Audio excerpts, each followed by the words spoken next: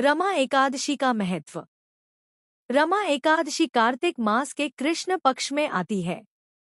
इस दिन भगवान विष्णु और माता लक्ष्मी की पूजा का विशेष महत्व होता है।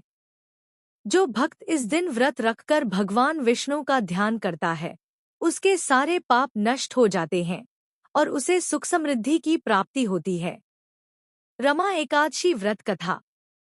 पुराणों के अनुसार प्राचीन समय में मुचुकुंद नाम के एक प्रतापी राजा थे। वे बड़े धर्मात्मा थे और भगवान विष्णु के परम भक्त थे। उनके राज्य में सभी सुखी और शांतिप्रिय थे। राजा की एक पत्नी थी, चंद्रभागा, जो बहुत ही पतिव्रता और धार्मिक थी। उनके राज्य में हर व्यक्ति एकादशी का व्रत रखता था। एक दिन राजा का पुत्र चंद्रभागा से विवाह के योग्य हुआ, तो उसका विवाह एक ऐसे राज्य में हुआ जहां लोग एकादशी का व्रत नहीं रखते थे। विवाह के बाद जब पहली एकादशी आई, तो चंद्रभागा ने अपने पति को उपवास के लिए कहा, लेकिन उसने मना कर दिया। तब चंद्रभागा ने समझाया कि एकादशी का व्रत आत्मा को पवित्र करता है और भगवान विष्णु की कृपा दिलाता है। पति ने पत्नी की बात मान ली और उपवास किया। उस दिन दोनों ने पूरे नियमों से व्रत किया। बाद में जब वे स्वर्गलोक गए, तो उन्हें दिव्य स्वरूप और विष्णुधाम की प्राप्ति हुई।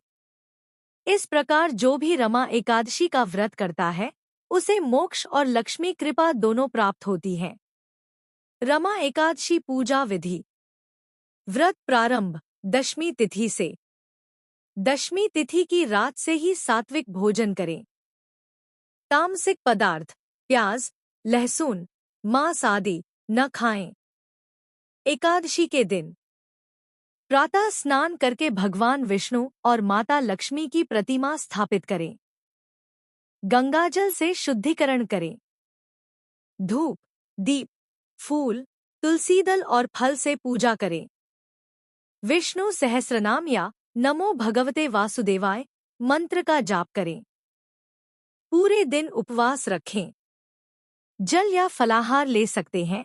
निराहार व्रत श्रेष्ठ माना गया है। रात्रि में भगवान विष्णु की कथा सुने और कीर्तन करें। द्वादशी के दिन प्रातः स्नान कर दान दक्षिणा देकर व्रत का पारण करें। रमा एकादशी व्रत का फल। लक्ष्मी कृपा प्राप्त होती है।